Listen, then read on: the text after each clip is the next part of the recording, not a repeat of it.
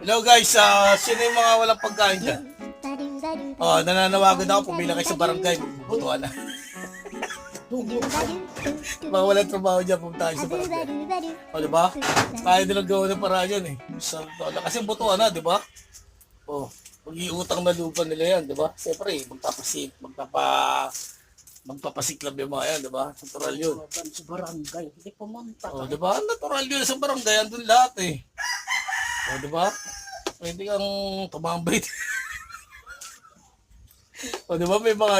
May job offer silang binibigay. O, tapos kung nakakasakop sila sa mga pabrika, bigyan ka nila ng ano ba tawag doon, ng recommendation, diba?